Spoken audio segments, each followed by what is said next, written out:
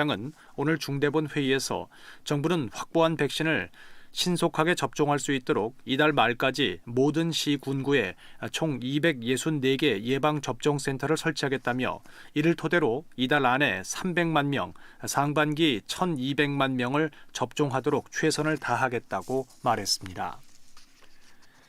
전국이 대체로 맑은 가운데 건조한 날씨가 이어지고 있습니다. 강원 영동과 충북 일부, 대구를 비롯한 영남 일부 지역, 전남 동부, 제주 산지에는 건조주의보가 발효된 상태입니다. 내일 중부지방은 대체로 맑은 날씨가 이어지겠습니다. KBS 1라디오 4시 뉴스를 마칩니다. 지금까지 아나운서 이재홍이었습니다. KBS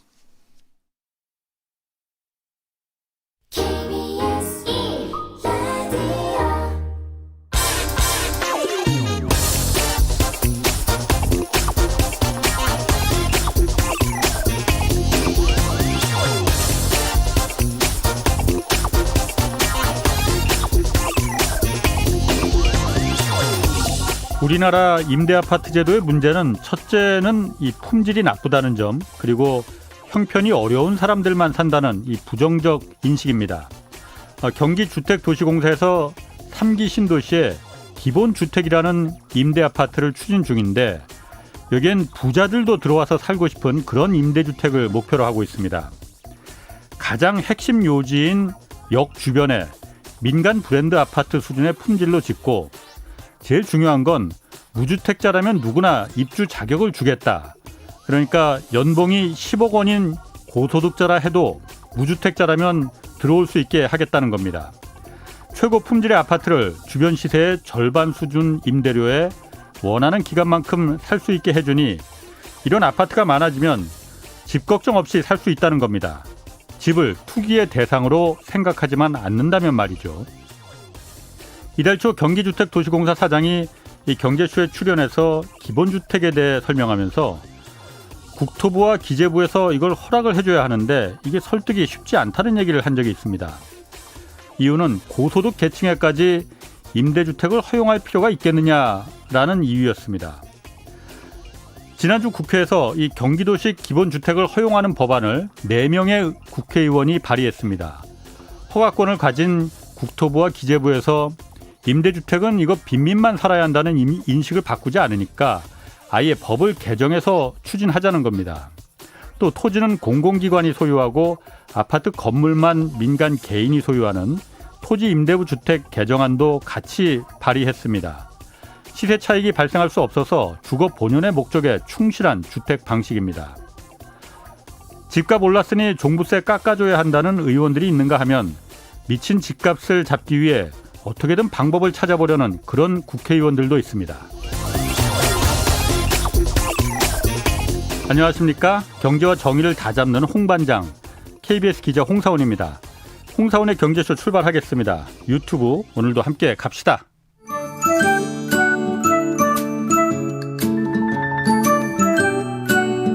주린이의 다정한 친구, 염탐정, 염불리, 염승환 부장의 영양만점 주가 분석. 염차 냉철하고 올바른 정보만 전달하는 이 시간 함께 해주세요. 네, 매주 화요일 영양만점 주식 분석, 오늘도 염불리, 염승환, 이베스트 투자증권 부장 나오셨습니다. 안녕하세요. 네, 안녕하세요. 예. 네. 주식 관련해서 염승환 부장에게 질문 있으신 분들 짧은 문자는 50원, 긴 문자 100원이 드는 샵 9730으로 문자 보내주시기 바랍니다. 먼저 오늘 코스피가 사상 최고치 기록했죠? 네네. 특별한 이유가 있었던 겁니까? 일단 이제 사상 최고치를 돌파한 배경은 사실 그 전부터 꾸준히 오르곤 있었는데 예. 뭐가 특별히 오늘만 이슈가 있었던 건 아니고 그 전부터 말씀을 해드리면 최근에 이제 2월, 3월에 증시가 안 좋았던 이제 배경 중에 하나가 예. 이제 금리였잖아요. 금리가 예. 너무 올라갔는데 요즘에 금리가 경제 지표가 잘 발표가 돼도 금리가 오히려 꺾여요. 올라가지 못하고 있습니다. 예. 그러니까 이제 그게 사실은 또 표면적으로는 백신 공급이 잘 안 돼서 그렇다는 얘기도 있더라고요. 이게 예. 경제 정상화 좀 먼 얘기 아니냐. 예. 이러면서 금리가 좀 하향 조정된 것도 하나의 원인이고 예. 또 그러다 보니까 또 달러가 생각보다 지금 또 최근에 많이 꺾여버렸습니다. 달러가 예. 약하다 보니까 예.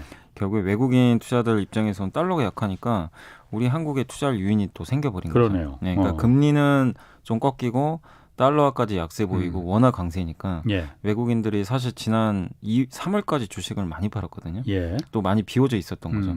그래서 4월달 1일부터 해가지고 현재까지 한 거의 2조 원대 후반 정도 지금 순매수를 하고 있습니다. 작년 11월 달에 4조에서 한 5조 정도 샀었거든요. 예. 그 이후로는 계속 팔기만 하다가 예.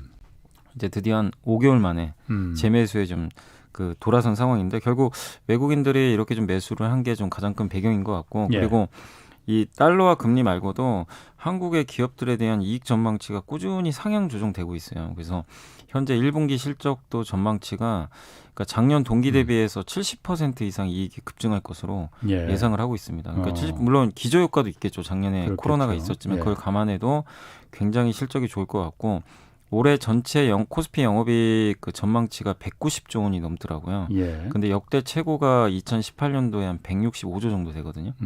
그걸 뛰어넘는 올해 아마 사상 최대 실적이 나올 것으로 예. 기대를 하고 있는데 이게 올해로 끝나는 게 아니라 내년은 더 좋아집니다. 내년 한 200조 이상 나올 거로 전망을 하니까 어허. 이익 전망치가 꾸준히 올라가는데 그러게요. 주가가 빠지는 게 오히려 더 이상할 수도 그렇죠. 있는 거죠. 예. 근데 2달간 시장이 쉬었잖아요. 예. 쉬었기 때문에 가격 부담도 해소가 됐고 외국인도 진입하고 예. 그러니까 이런 것들이 잘 맞아 떨어지면서 증시가 좀 굉장히 이제 미국 증시 뒤늦게 따라가면서 예. 상승 랠리를 좀 이어가고 있다. 이렇게 보시면 될 것 같습니다. 다 이유가 있는 거군요. 네네. 그러니까.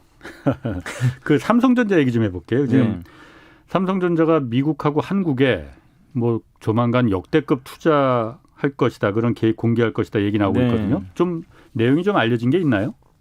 일단 이제 여러 가지 사실 이거는 설이고요. 지금 예. 아직까지는 뭐 삼성에서 어떤 입장도 내놓은 건 아니기 때문에 예. 그러니까 기사화된 것만 좀 종합해서 말씀드리면 예. 지금 그 대만의 TSMC가 110조 원 투자 계획을 발표를 했고 예. 파운드 비메모리 쪽이죠. 예. 근데 삼성전자가 사실 보통 1년에 10조 투자를 하거든요. 예. 근데 이제 지금 그 정도 가지고는 격차가 지금 좁힐 수가 없는 상황이다 보니까 예. 지금 일각에서 나오는 얘기는 20조 원 정도 투자해야 되는 거 아니냐.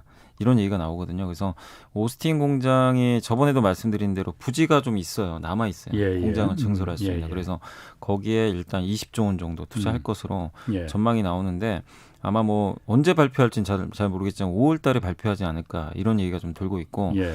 국내에도 평택 공장이 있거든요. 평택의 대규모 이 반도체 단지를 캠퍼스라고 하는데 대학교 캠퍼스처럼 예.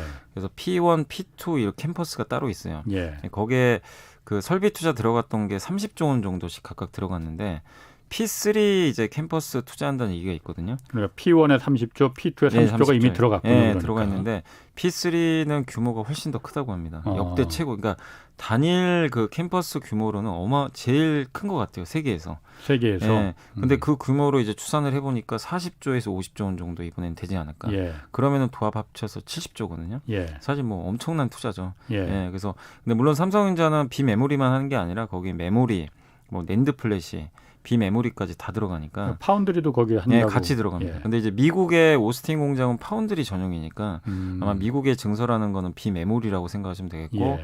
한국의 이제 평택 공장은 뭐 파운드리랑 메모리가 같이 이게 섞여 있는 예. 그런 투자라고 좀 보시면 좋을 것 같습니다. 그래서 시장이 좀 예상한 것보다 워낙 지금 규모가 좀 크지 않을까 이렇게 좀 얘기들이 좀 나오다 보니까 이게 증시에 좀 상당히 어떻게 보면 또 코스닥 기업들이 되게 또 중소형주들이 많이 포진해 있잖아요. 예. 그 기대감들이 나오면서 상당히 좀 반도체 섹터 전체에 좀 큰 훈풍을 좀 불고 있다라고 보시면 좋을 것 같습니다. 그러니까 삼성전자가 미국에만 20조 투자한다는 얘기는 이제 그 지난번 이제 바이든 대통령 화상 대책 회의한 이후에 좀 많이 흘러나왔는데 네. 국내도 그러니까 한 그보다 오히려 더 많네요. 50조 원 정도 맥시멈. 네. 그 정도까지 투자를 또 한다는 얘기네요. 네, 그러면. 그러니까 지금 투자 규모가 원래 이제 아까 말씀드린 대로 30조도 적은 게 절대 아니거든요. 그렇죠. 근데 지금 50조 그리고 디램이나 낸드 쪽은 투자가 그렇게 생각보다 많지 않을 걸로 봤는데 예. 만약에 이제 기사대로 봤을 때는 그 투자 규모가 굉장히 늘어나는 규모가 될 수 있기 때문에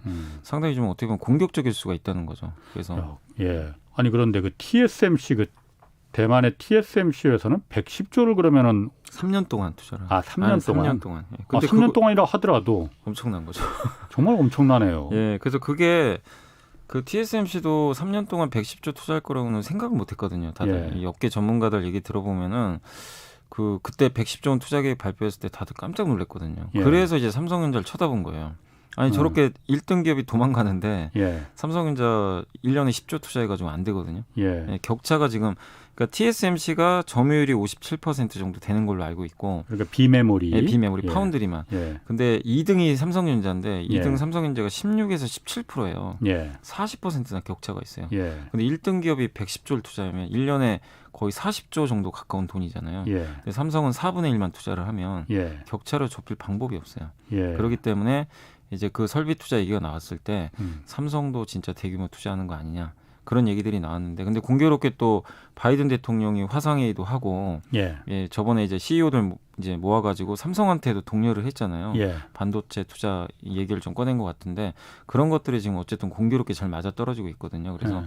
시기의 문제지 삼성전자의 증설은 좀 어쨌든 기정사실화될 가능성이 높지 않나라고 좀 보고 있습니다. SK 하이닉스 같은 거는 때는 이제 파운드리고 비메모리는 안 합니까? 그러면은 계획도 하이닉스의 없는 건가요? 자회사가 하나 있어요. 예. 근데 빔에 파운드리 하긴 하는데 예. 규모가 너무 작아요. 그렇구나. 그러니까 유의미하지 않기 때문에 예. 사실 그냥 SK 하이닉스는 그냥 메모리 전문 업체로 그냥 보시는 게 맞는 것 같습니다. 그런데 한번 제가 이렇게 네. 생각하기에 제가 만약 파운드리를 이제 맡기는 입장이라면은 네.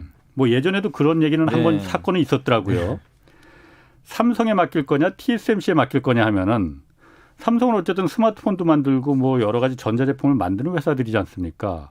그럼 사실 저만 해도 내가 만약 예를 들어서 애플의 그 오너다 하면은 네. 애플 사장이다 하면은 삼성에 맡기지는 않을 것 같다는 생각이 들거든요. 그러면은 네. 삼성이 파운드리를 한다 하더라도 크게 그렇게 맡기는 사람들이 있을까라는 생각 좀 들거든요. 근데 그래서 그 사실 파운드리 사업을 옛날에 삼성이 했거든요. TSMC랑 같이 했는데 예전에 2014년도 15년만 하더라도 애플이 삼성에 먼저 맡겼어요. 예. 만들어 달라고. 예. 이제 AP 칩이라고 그 스마트폰에 들어가는 이제 두뇌인데 예. CPU 같은 거죠. 이제 예. 그거를 삼성한테 먼저 맡겼는데 네. 이제 애플 입장에서는 불편한 거죠. 예. 왜냐하면 자기네 설계도를 줘야 되잖아요. 예. 예. 근데 경쟁사잖아요. 그러니까. 예, 갤럭시를 만들고 하니까. 그래서 그 후로 TSMC가 어느 정도 경쟁력이 확보되는 걸 확인하고 TSMC에 맡긴 거고 퀄컴도 마찬가지예요. 경쟁사고. 그렇죠. 그래서 삼성전자에 대해서 이제 이런 얘기들이 있어요. 삼성전자가 파운드리만 하면 예. TSMC랑 위상이 똑같아질 수도 있는데 너무 많은 거라잖아요. 그래서 적이 너무 많아요. 사실. 완성품을 예. 만드니까. 그러니까 서로 이해관계가 상충해요. 이건 사실 인텔도 마찬가지입니다. 인텔도 파운드리를 하는데 주요 고객사가 이제 CPU 다 하겠다고 하거든요. 예. 뭐 엔비디아 아니면 애플 예. 다 경쟁입니다. 그래서 쉽지 않다고 보는 건데 그래서 일각에서는 이런 얘기도 있어요. 삼성전자 저거 파운드리 사업부 분사해야 되는 거 아니냐. 물적 분할로.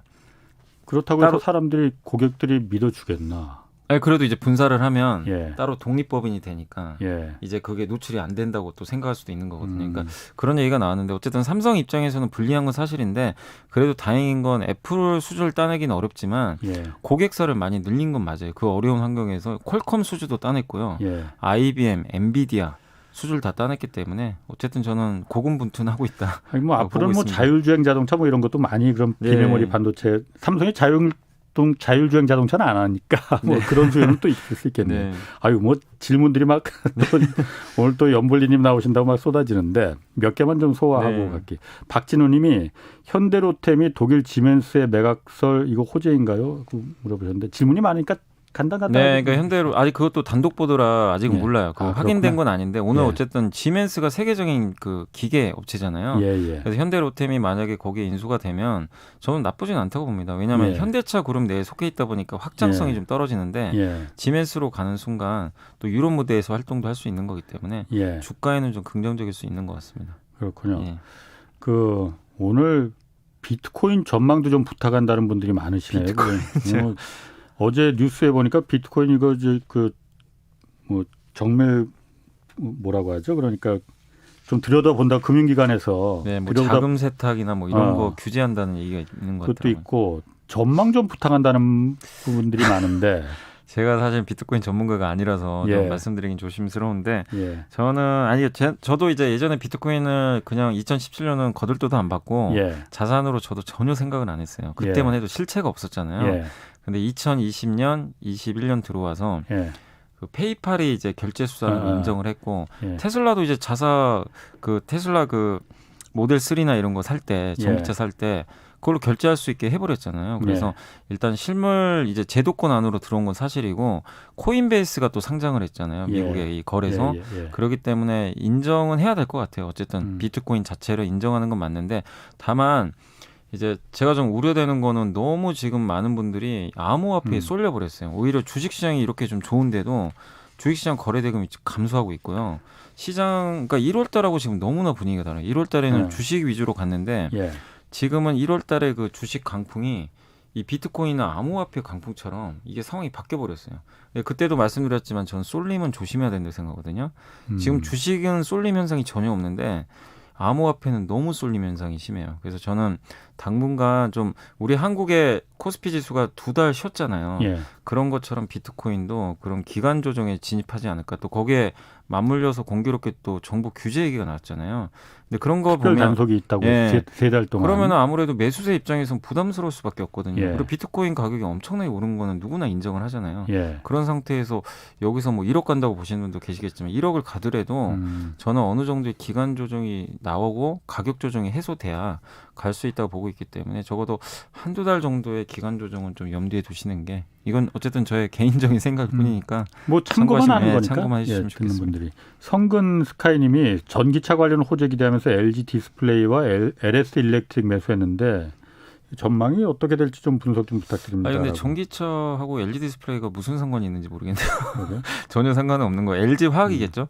LG 화학은 당연히 좋게 보고 있고 LG 디스플레이가 그 차량용 그 디스플레이 있어요. 그걸 납품을 하는데 그건 전기차랑 별 상관은 없는 거고요. 왜냐하면 지금 내연기관차에도 공급을 하니까 별 상관없고 LS 일렉트릭은 이제 어떻게 보면 이제 그 송배전, 발전 이런 걸 하는 건데 우리가 태양광이나 풍력으로 생산된 전력을 효율적으로 이렇게 저장을 하고 어떻게 보면 이제 최종 수요처에 이런 이제 전력들을 보낼 때 송배전 장치들이 많이 필요하거든요. 그런 면에서 친환경 회사로 보시는 거는 저는 무리가 없는 것 같아요. 그게 전기차랑 관련이 있다기보다는 LS 일렉트릭은 태양광 풍력을 어떻게 효율적으로 전달을 할 거냐, 전기를. 그런 쪽에 관련된 인프라, 그러니까 친환경 인프라 섹터로 보시는 게 좋을 것 같아요. 그래서 LS 일렉트릭도 저는 개인적으로는 긍정적으로 보고 있습니다. 그렇군요. 그 아까 그 삼성전자 얘기 뭐 좀 이어가면은 그 삼성전자 투자를 이렇게 그야말로 역대급으로 할 것이다. 뭐 아직 결정된 건 없지만은 뭐 그런 소문이 나면서 이 관련주들이 다 지금 올라갔어요. 특히 반도체 장비주들이 그렇게 많이 올라갔다면서요. 네, 그러니까 뭐든지 지금 투자를 딱 할 때 거기 공장을 짓잖아요. 그러면 장비가 들어가야 뭘 생산을 할 거 아니에요. 그러니까 당연히 장비 회사들 입장에서는 이게 투자 규모가 역대급이잖아요. 그렇기 때문에 주가가 먼저 움직였습니다. 그러니까 눈치 빠르신 분들은 벌써 1달 전부터 이미 그 반도체 장비주 투자를 하신 거죠. 왜냐하면은 그때부터 오스틴 공장 증설 얘기가 계속 나왔어요. 언제 나왔냐면 저번 달에 오스틴 공장 그 한파 때문에 정전 발생했을 때 그때 무슨 뉴스들이 많이 나왔냐면요. 이거 공장 증설해야 된다. 이 반도체 공급이 이렇게 부족하고 이렇게 정전까지 발생했는데 삼성전자가 투자 안 하고 백이겠냐. 이런 얘기들이 나왔고 아까 말씀드린 또 TSMC도 막 투자 얘기 나왔잖아요. 그러니까 바이든 대통령이 그런 얘기를 떠나서라도 일단 이거 증설은 불가피하다. 그래서 그때부터 좀 벌써 반도체 장비 기업들이 들썩였는데 이게 또 한국의 평택 공장까지 얘기가 나오니까 더 뜨겁게 지금 분위기가 좀 달궈진 것 같은데 어쨌든 이 설비 투자가 들어가면 제일 먼저 들어가는 게 무조건 장비예요. 장비부터 들어가고 그다음에 설비 투자가 어느 정도 돼서 생산이 될 때쯤에는 소재가 들어갑니다. 장비가 먼저 수혜를 받고 소재가 이제 뒤따라서 가는 건데 근데 이번엔 특징은 소재도 같이 가더라고요.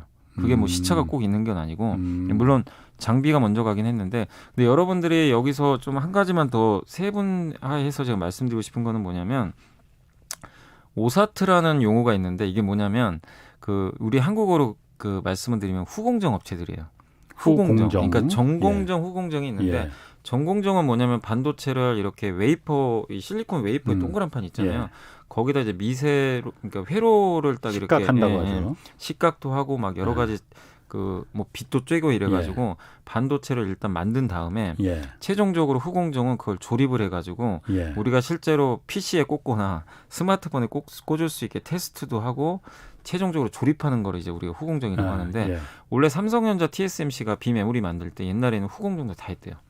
다 했는데 지금은 이 미세 공정이라 그러죠. 예, 5나노, 예. 3나노로 가는데 예. 이거 전공정에서 이거 하느라고 이거 하기도 빠듯한데 아하. 후공정 신경 쓸 수가 없대요. 예. 여기에 집중해야 되니까. 그래서 이걸 외주를 주는 거예요. 외주를 주면 어떻게 되겠습니까? 그 외주 받는 업체는 정말 뭐 엄청난 그렇지. 수주를 예. 받는 거죠. 예. 네, 그러다 보니까 후공정 회사들 주가가 엄청나게 좀 올라가고 있어요. 근데 앞으로 지금 미국의 또 삼성전자, TSMC가 같이 투자를 할 텐데 예. 그럼 당연히 전공정 위주로 할 거란 말이에요. 아하. 후공정은 다 맡긴단 말이에요. 예. 그 후공정 회사들은 정말 엄청난 빅사이클에 지금 걸린 거예요. 어. 수요는 계속 증가하고 삼성전자 투자를 하는데 수주는 계속 나올 거고 그리고 삼성전자가 직접 당연히 후공정을 맡아서 하는 그림이 아니기 때문에 그래서 후공정 하는 회사 그러니까 대표적인 게 뭐 조립하거나 예. 그걸 패키징이라 그래요. 예. 패키징 회사 있고 테스트 장비 회사도 있고 그렇죠. 되게 다양한데 예. 한번 검색해 보시면 다 나오거든요. 그래서 한번 이제 포털 사이트 검색해 보시면 후공정 장비 뭐 이런 부품 회사들이 있는데 그쪽에 속한 기업들은 한번 공부를 계속 해보시면 이게 이번 사이클로 끝나는 게 아니라 적어도 내년까지 가는 사이클이니까 예. 그래서 저는 개인적으로 전공정보다는 예. 이 오사트 그 후공정 회사 위주로 그 오사트라고 하는 예 오사트라고 이제 영어로 이렇게 요약해서 한 건데 우리나라 말로는 후공정이라. 근데 업계에서는 OSAT라는 용어로 써요. 예. 아니 그러면은 그런 후공정 업체도 전망이 좋고 주가도 그래서 그 반영이 되고 그러는데 네. 아 정작 삼성전자는 왜 이렇게 주가가 그럼 지지부진해요? 그러니까 저도 사실 좀 미스테리예요. 왜 안 갈까 저도 사실은 삼성전자 개인적으로 굉장히 좋게 보는데 예. 그러니까 저도 이제 개인적으로 생각을 해보고 이제 애널리스트 분들한테도 한번 물어봤는데 일단 이제 첫 번째는 이제 다음 달에 공매도가 좀 재개되잖아요. 근데 예. 꼭 이것 때문이라고 볼 수는 없겠지만 공매도가 5월 3일부터 재개되는데 일단 코스피 200 기업은 다 해당이 됩니다. 예. 근데 반도체 이런 장비나 후공정 업체들은 중소형 회사들이 되게 많아요. 예. 그 기업들 같은 경우는 그렇게 공매도가 물론 있는 기업도 있겠지만 예. 공매도에 해당 안 되는 기업들도 상당히 많거든요. 예. 그러다 보니까 이제 수급적으로 좀 자유로운 편이고 그다음에 아무래도 이게 설비 투자를 한다는 건 반도체를 이제 완성품을 만드는 업체 입장에서는 나중에 공급 과잉 이슈가 발생할 수 있거든요. 그 대규모 그렇겠네요. 자금이 들어가잖아요. 예. 예. 현금 흐름이 또 악화될 수 있고. 예. 그러니까 그거를 수주받는 기업들이 당연히 좋은데 예. 이걸 투자라는 기업. 예를 들면 5G 통신망을 깔아야 된다면 통신 장비 회사는 너무 좋은데 그렇죠. SK텔레콤이나 KT는 자금 압박이 들어올 수도 예, 있어요. 예. 실적이 안 좋아질 수도 있고. 그러니까 약간 그런 좀 느낌도 있는 것 같아요. 그리고 저는 근데 그럴 수 있겠네요. 예, 그럴 수는 있겠지만 그게 뭐 삼성전자가 돈이 많은 기업이니까 예. 큰 악재라고 보지는 않는데 어쨌든 예. 투자자 입장에서는 그게 좀 불편할 수도 있고 그리고 어쨌든 지금 반도체가 너무 공급이 부족한데 예. 삼성전자가 지금 어찌됐건 공식적으로 발표한 건 하나도 없어요. 다 언론에서 그냥 이 소문만 무성한 거지. 삼성전자가 자꾸만 발표를 그러니까 약간 느낌이 이거예요. 자꾸 미루는 것 같은. 지금 TSMC 발표를 했잖아요. 예. 근데 이제 이거를 또 이렇게 연결짓는 분들이 있더라고. 이재용 부회장이 지금 구속돼 있으니까 이거 결정 못하는 거 아니냐. 이거는 쉽사리 결정 못한다. 그래서 차라리 나는 삼성전자 살 바엔 반도체 장비 사겠다. 예. 약간 이런 분도 계시는 것 같아요. 그러니까 이런 것들이 복합적으로 작용하다 보니까 주가가 비싼 건 아닌데 선뜻 손이 안 나가는 것 같아요. 그러니까 이게 복합적인 것 같아요. 지금 약간. 그런데 뭐 그 저희 오너가 구속돼 있다고 해서 결정을 못하면은 그런 회사는 그죠. 그건 맞는 것 같습니다. 예. 지금 아까 저 공매도 얘기하셨는데 공매도 좀 오늘 이제 좀 얘기를 해야 돼요. 네네네. 2주 뒤에 이제 공매도 네. 이제 재개가 되는데 먼저 그 전에 잠깐 그 헤이든님이 삼성이 파운드리에서 경쟁력을 확보할 수 있나요? 메모리 반도체는 치킨 게임 가서 삼성이 이겼던 것처럼 파운드리에도 그런 상황이 발생할 가능성은 없는지요? 파운드리는 치킨 게임 가능성이 일단은 없습니다. 왜냐하면 수요가 너무 많아요. 메모리랑 지금 비교가 안 될 정도로 지금 이번에 보셨잖아요. 자동차 반도체는 다 비메모리거든요. 예. 다 지금 공급이 부족한 상태고 증설도 지금 못 해가지고 예. 그래서 증설한다고 해서 그게 갑자기 공급 과잉으로 갈 가능성은 없고 증설을 하면 이제 수요랑 맞춰지겠죠. 예. 그렇기 때문에 크게 걱정하실 필요 없고 그다음에 많은 분들이 삼성전자 파운드리 그 기술력에 대해서 좀 의문부호를 표출하신 분도 계시는데 그 삼성전자하고 지금 유일하게 TSMC만 제가 알기로는 7나노 이하 공정을 지금 적용을 하는 회사입니다. 그러니까 10나노, 14나노, 뭐 7나노, 5나노, 3나노. 근데 예. 이게 숫자가 낮을수록 굉장히 미세하잖아요. 그래서 예. 굉장히 효율이 높은 예. 기술인데 이거는 인텔도 저번에 작년에 7나노 하려다가 실패했어요. 예. 그래서 자기네 못한다고 예. 다시 도전한다고 하는데 7나노, 5나노, 3나노 할 수가 없어요. 예. 근데 유일하게 지금 할 수 있는 업체가 TSMC랑 삼성밖에 없어요, 사실은. 다른 업체들이 많이 있는데 예. 그 나머지 업체들은 10나노밖에 못해요. 최대한 할 수 있는 게. 예, 그런데 제일 위협적이었던 게 중국의 SMIC예요. 있죠. 이 회사가 이제 네덜란드 ASML의 장비를 받아다가 예. 원래 7나노 하려고 했던 것 같아요. 근데 장비가 못 들어갔네. 미국이 못하게 해버렸죠. 아, 미국이 막아버렸어요. 예. 그러면 경쟁자가 없어요. 그러면 결국 TSMC랑 삼성만 경쟁하는 거예요. 그러면은 지금 물론 TSMC가 더 앞섰어요. 기술력은 예. 앞섰고 삼성은 일부 좀 불량품도 나오는 것 같아요. 근데 그거는 만들면 경험이 쌓이면 자연스럽게 해소될 문제이기 때문에 그 삼성이 다행인 게 어쨌든 저번에 이재용 부회장이 한번 네덜란드 날아갔거든요. 예. ASML 그 만나가지고 장비 때문에 그런 것 같아요. 어쨌든 어느 정도 확보는 했어요. 예. 그래서 TSMC보다는 적다 하더라도 2강 체제를 저는 유지할 수 있다고 보고 있기 때문에 삼성전자의 파운드리에 대해서는 전혀 저는 걱정할 필요는 없다. 그러니까 TSMC랑 격차를 얼마나 좁히느냐가 문제지 후발주자를 걱정할 필요는 없는 것 같아요. 후발주자가 갑자기 들어와가지고 하는 거는 그러니까 아까 말씀드린 대로 SMIC가 제일 유력했는데 예. 일단 미국이 막아버렸기 때문에 예. 일단은 TSMC와 삼성 간의 경쟁이 계속 펼쳐진다. 뭐 제가 좀 잘 몰라서 이런 질문을 네. 드리는 건지 몰라도 비메모리라는 게 어쨌든 그 10나노, 7나노 이렇게 미세 식각을 예. 하는 게 예. 비메모리도 그렇지만 메모리도 그런 기술들이 다 적용되는 거잖아요. 메모리도 마찬가지죠. 삼성전자도 메모리에서 축적한 기술 갖고 이제 파운드리도 네. 이제 하고 네. 그런 거잖아요. 그러면은 아까 말씀하신 대로 이렇게 전 세계적으로 수요가 이제 계속 늘어나고 앞으로 자율주행 자동차 있고 그러면 더 그야말로 폭발적으로 늘어날 네. 텐데 뭐 SK 하이닉스나 이런 데는 왜 여기는 거들떠도 안 보는 거예요? 거들떠도 안 보는 건 아닌가? 거들떠로 안 들어오는데 일단은 그 TSMC가 110조 3년 예. 그거 투자할 돈이 어디 있습니까 사실. 할 방법이 없어요. 그러니까 TSMC는 애플 수주도 받고 많이 받아서 돈을 예. 엄청나게 벌었어요. 그 돈 가지고 투자를 하는데 그다음에 뭐 이제 나머지 업체들이 있을 거 아니에요. 예. 하이닉스도 물론 하긴 합니다. 하긴 하는데 지금 메모리 투자하기도 벅차요. 낸드도 해야 되고. 근데 만약에 여기서 비메모리를 쫓아가려고 투자를 하다가는 지금 삼성과 TSMC가 저만큼 달려가고 있는데 쫓아가기 버겁고 예. 또 그 밑에 글로벌 파운드리도 있고 UMC라는 회사도 있고 많이 있어요. 예. 이 중소업체들이 있는데 그 기업들이 하고는 쉽겠죠. 예. 근데 결정적인 게 뭐냐면은 7나노, 5나노, 3나노 할 기술력도 없는 데다가 예. ASML의 EUV 장비를 받아와야 돼요. 근데 ASML이 장비를 공급을 할 수가 없어요. 1년에 왜요? 40대만 만들어. 아 그래요? 만들 수가 없어요. 더 이상.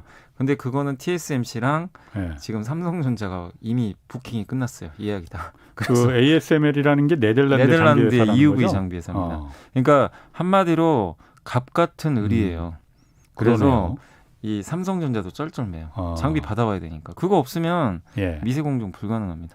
그 의외로 네덜란드가 예전에 그 반도체 그 테스트하는 장비도 그렇고 그런 기초적인 장비, 원천적인 장비에 있어서 굉장히 그런 탄탄한 회사들이 많네요. 기술력이 되게 있고요. 그러니까 대표적인 게 네덜란드나 아니면 이스라엘 기업들이 그런 게 많고요.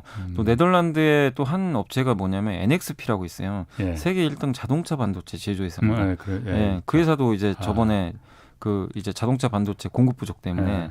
어쨌든 이슈가 있었는데 엄청 네덜란드가 좀 의외로 예. 그런 쪽에 좀 강국입니다, 사실. 예. 4215님이 LG화학 이거 인적 분할 한다고 하잖아요. LG 에너지 아니, 솔루션 물적 분할. 물적 분할인가요? 물적 여기는? 분할. 아, 물적 분할과 인적 분할은 그러니까 물적 분할은 모 회사가 지분을 다 갖고 있으면서 예, 회사를 맞습니다. 분리하는 거죠. 예. 인적 분할은 완전히 반반 반반 나눠지는 되는 거고. 거고. 예. 그럼 지금 LG화학 주식을 갖고 있는데 어찌해야 하나요? 하고. 근데 이 말씀은 계속 드리고 싶어요. 네. LG화학이 아직까지는 최근에 기사 나온 게 없어가지고 예. LG 에너지 솔루션을 LG화학이 100% 갖고 있잖아요. 예. 그리고 이제 지금 주주분들은 LG 에너지 솔루션을 간접적으로 지배하는 거죠. 어떻게 보면. 예. 근데 나중에 이제 상장을 할 것 같아요. 상장을 시킨다고 했기 때문에. 근데 그 시점이 8월이 될지 그 작년 기사로는 8월이 빠르면 8월. 예. 늦으면 올해 12월로 예상하고 있거든요. 예. 근데 언제인지 아직 LG화학이 공식적인 입장이 없어서 예. 그러면은 지금 8월이면 아직 시간은 남아 있는데 예. 그게 그러니까 아무튼 LG화학에서 공식적으로 언급이 있을 때까지는 내가 LG화학이 지금 LG 에너지 솔루션이 세계 2등 배터리 회사잖아요. 예. 또 미국에서도 좀 수주도 잘하고 있고. 예. 그래서 나는 LG 에너지 솔루션에 계속 투자를 하고 싶으면 방법은 LG화학을 갖고 있는 수밖에 방법이 없어요. 지금 당장. 왜냐하면 LG화학이 100% 갖고 있기 때문에. 예. 다른 회사가 그러니까 내가 주주여서 나중에 이게 떨어져 나가면 아쉬울 수는 있지만 지금 당장은 내가 주주 입장에서 LG 에너지 솔루션을 갖고 있는 방법은 LG화 그냥 그대로 가져가는 수밖에 없어요. 그래서 저는 개인적으로 만약에 그 많은 분들이 LG 에너지 솔루션이 상장하면 어떡하나 이런 것들 많이 물어보시는데 그 상장이 결정돼서 어느 날짜가 잡힐 거예요. 예. 그러기 전까지는 당연히 LG화학을 보유하는 게 맞는 것 같고 그렇게 됐을 때 LG화학이 이제 상장, 그러니까 LG 에너지 솔루션이 상장하기 전에 분명히 주가는 저는 올라간다고 보거든요. 예. 왜냐하면 기업 가치가 보통 상장할 때 재평가를 받아요. 그러면 지주회사가 상장 전에는 주가가 어쨌든 대부분 올라가는 경우가 되게 많습니다. 예. 근데 상장하고 나면은 이제 반대로 LG화학은 투자 매력이 확 떨어지겠죠.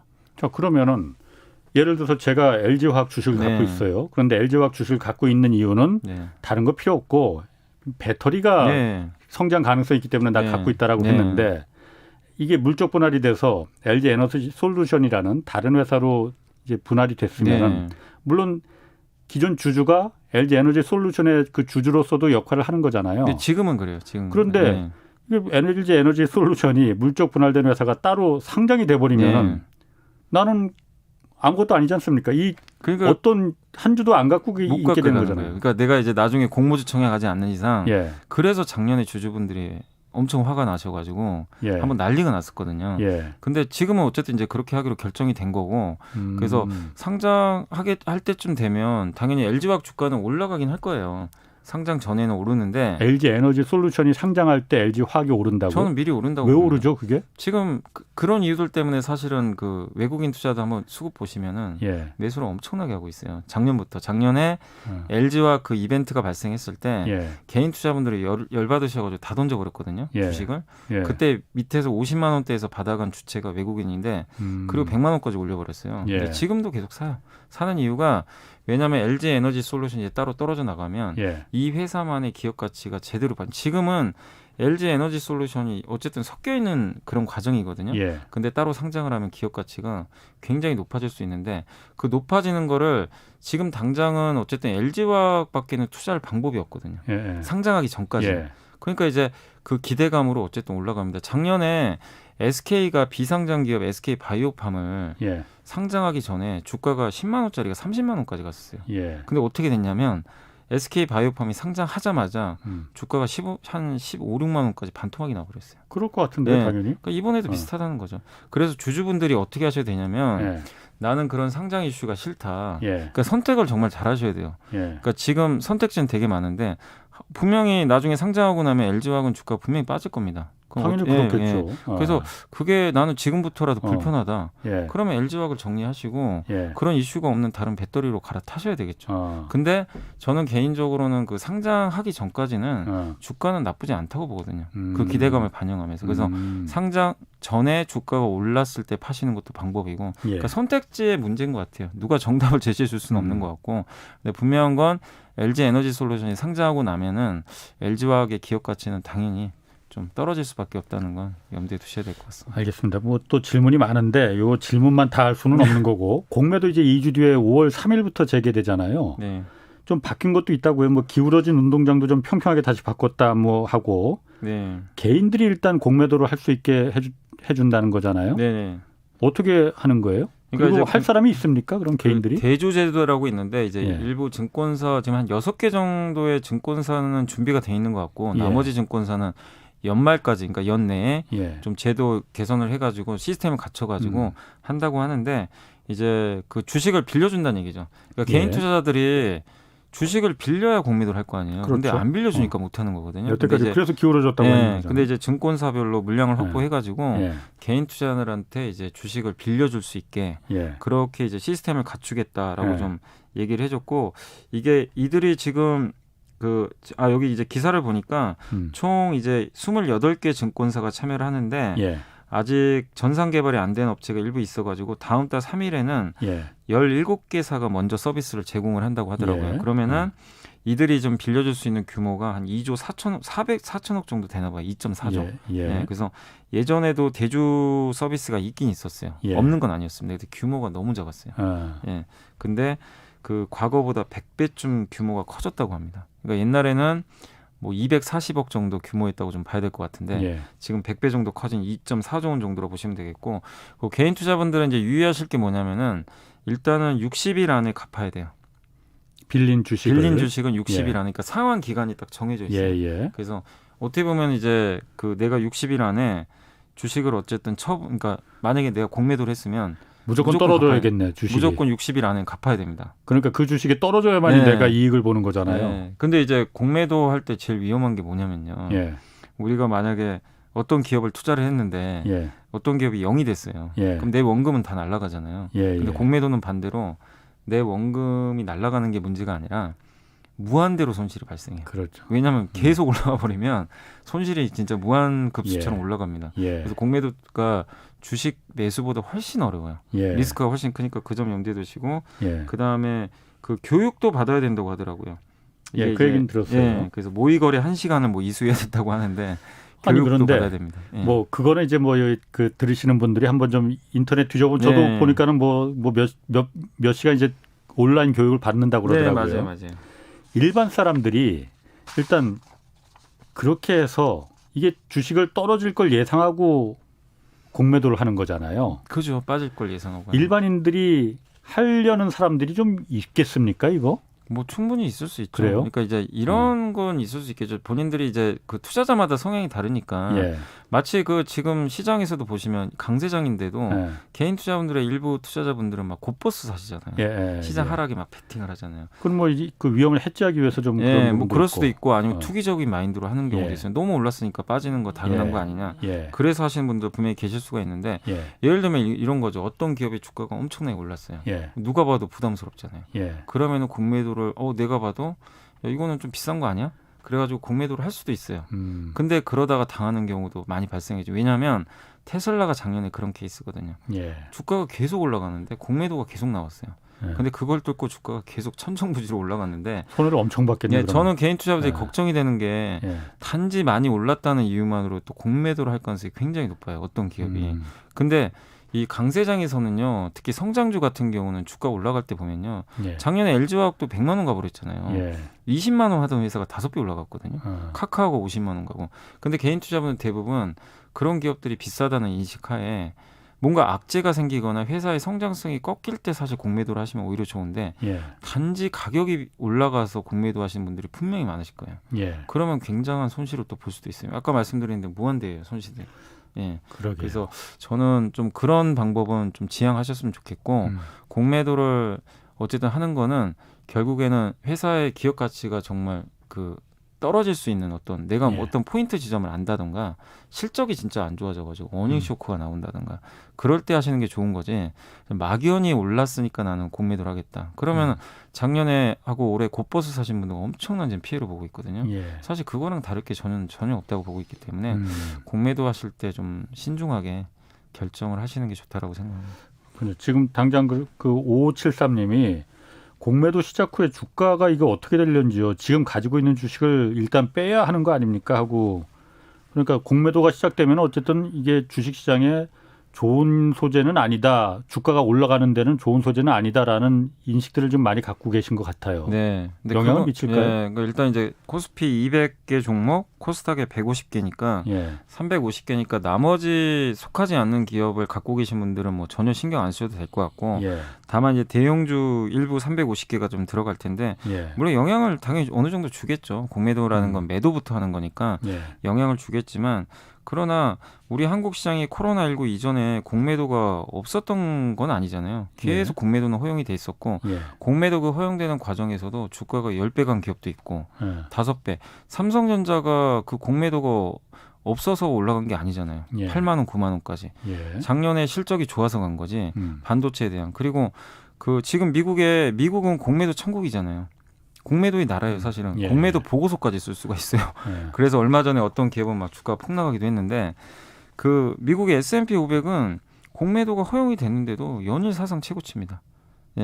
그러니까 이게 함의하는 게 뭐냐면은 전 세계에서 지금 한국하고 제가 알기로는 인도네시아만 지금 공매도가 금지된 걸로 알거든요. 예. 근데 그 나머지 나라들 보세요. 독일도 사상 최고치, 대만도 사상 최고치. 공매도 때문에 주가가 빠졌냐 이거죠.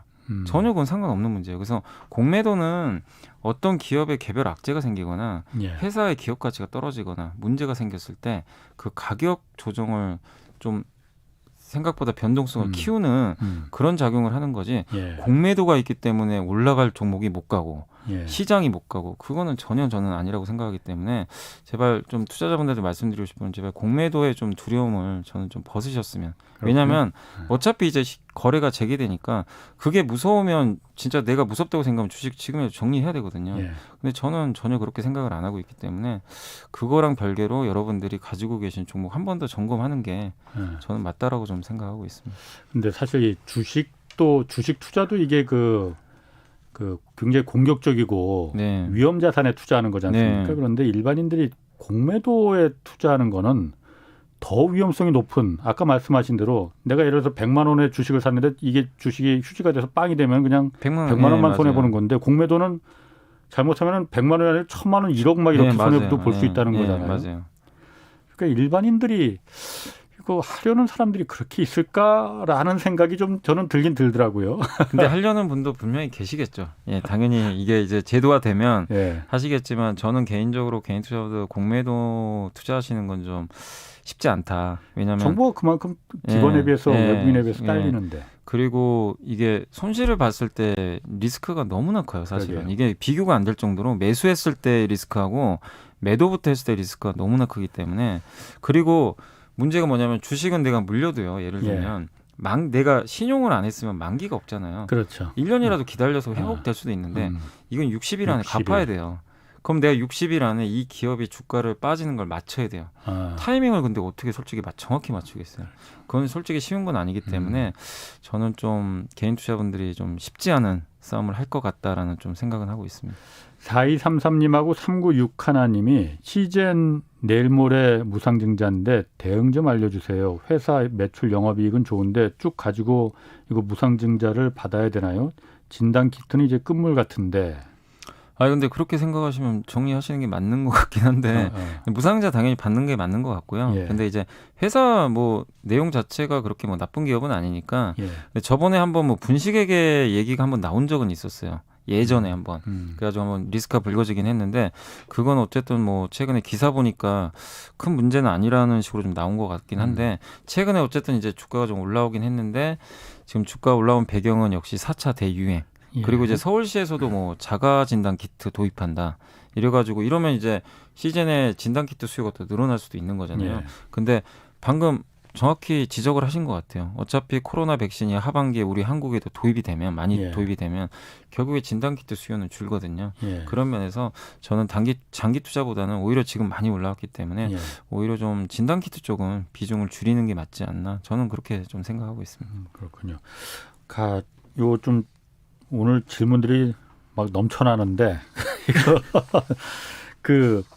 요즘 이 얘기도 좀 해야 돼요. 네. 리딩방이라고 있지 않습니까? 네네네. 저도 요즘 부쩍 들어서 그 메시지를 많이 들어오더라고요. 네. 제가 이 경제쇼 진행을 하는 걸 알아서 누가 그거 보내는 건지.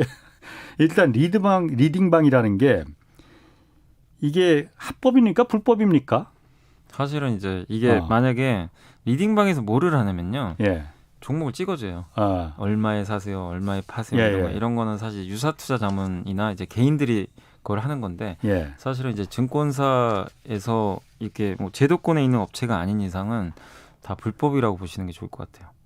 돈 안 받고 그러니까 자문해 주는 건 괜찮고? 아니 사실은 돈을 안 받고 자문하는 것도 그것도 자격이 불법이에요? 있어야 됩니다. 사실. 아. 예, 그거 아무나 자문할 수는 없는 거거든요. 예. 예. 근데 그거 이제 자격이 있는 사람들한테 예. 국한된 거고, 근데 이제 당연히 돈 받고 하면 더 불법인 거죠. 어떻게 보면 예. 돈은. 근데 리딩방은 당연히 돈 받고 하는 거고요. 예. 그건 다 불법이라고 좀 생각을 하시면 좀 좋을 것 같고, 예. 저도 하루에도 최소 5통은 받아요. 이게 리딩방에서 전화 온 적도 있고, 제가 전화도 받은 적도 있습니다. 근데 어쨌든 그런 이제 리딩방들이 너무 많은데 문제는 피해가 너무 극심하더라고요. 아니 요즘 그러니까 유명 그 주식 전문가 사칭한 네, 맞아요.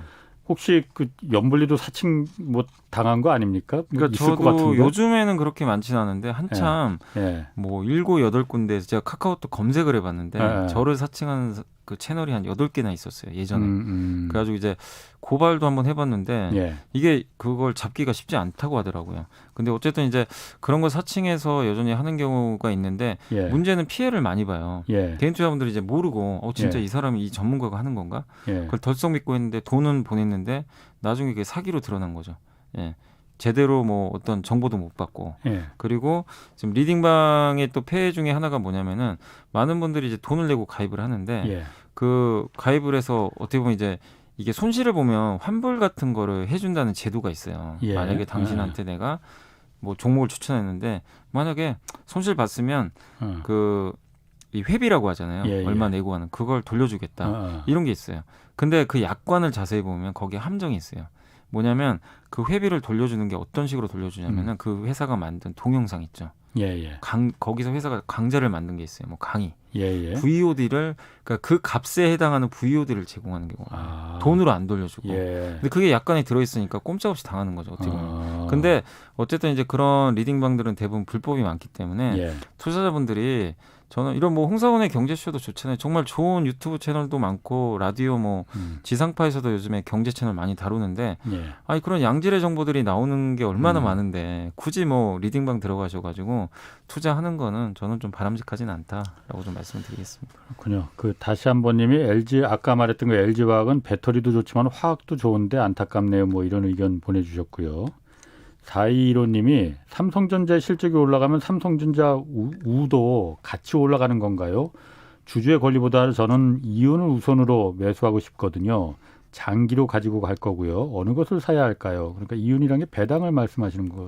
예, 그러니까 삼성전자 우나 삼성전자나 예. 똑같이 가요. 삼성전자가 가야 우선주가 가는 거고 본주가 예. 가야 가는 거고 다만 우선주는 의결권이 없죠. 의결권이 예. 없는 대신에 이제 대신에 배당을 더 주는데 근데 배당금이 차이가 거의 없어요. 이번에 그 제가 그 연말 배당금 지금 보니까 예. 이론 차이밖에 안 나더라고요. 우선주랑. 그래요? 별 차이가 없어요, 사실은. 그럼 왜 우선주를 다만 사지? 이제 예. 주가가 좀 더 저렴한 거죠, 어떻게 보면. 예, 주가가 상대적으로 싸니까 예. 내가 한 주를 사더라도 더 많이 살 수 있는 예. 그 정도 메리트가 있는데 대신에 내가 주주로서의 권리를 행사를 못하는 거죠. 예. 그래서 이거는 우선주를 선택하시면 명확히 하셔야 돼요. 내가 혹시라도 나중에 이 회사의 권리를 행사하고 싶은 생각이 혹시라도 있으면 예. 반드시 본주를 하셔야 되고 나는 그런 거 전혀 관심 없다. 배당 더 주거나 그리고 본주보다 일단 싸거든요. 예. 예, 그게 매력적이라고 생각하면 그냥 우선주 사시는 거예요. 그래서 그걸 선택하시는 게 중요하지 뭐 무조건 본주 산다, 예. 우선주 산다. 그 기준이 있는 건 아니니까 여러분들이 그 선택을 한번 해보시는 게 좋을 것 같습니다. 그렇군요.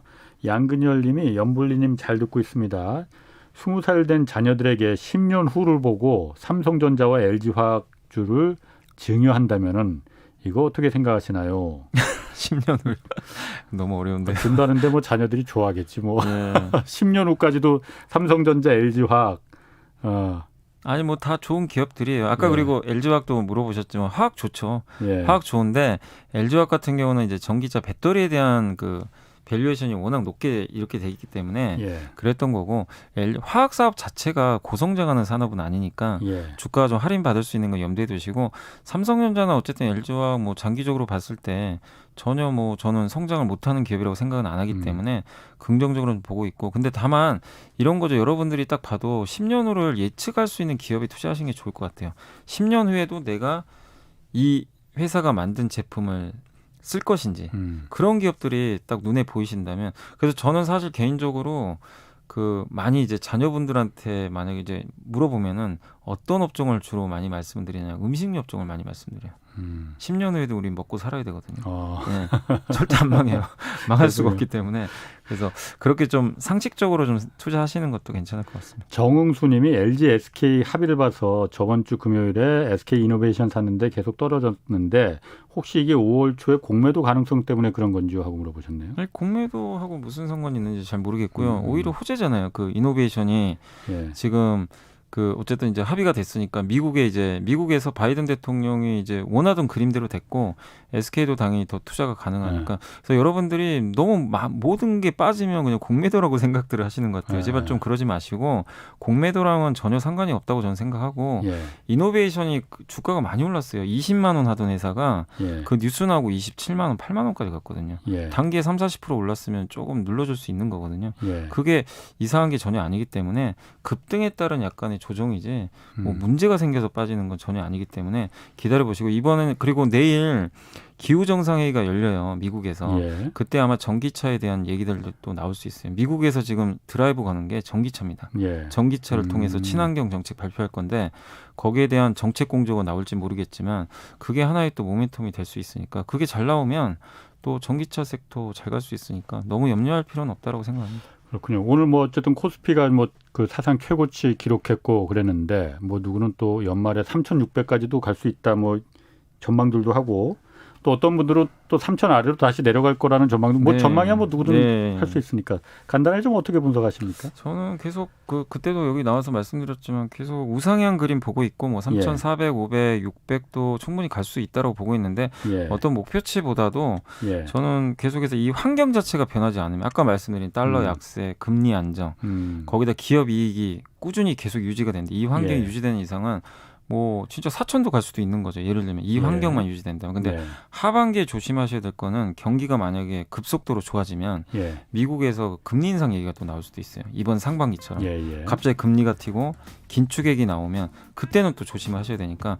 금리에 좀 계속 신경 쓰시면서 투자하시면 좋겠습니다. 예, 고맙습니다. 지금까지 염승환 이베스트 투자증권 부장 함께했습니다. 고맙습니다. 네, 감사합니다. 네, 저는 내일 4시 5분에 다시 찾아뵙겠습니다. 지금까지 경제와 정의를 다잡는 홍반장 홍사원의 경제쇼였습니다.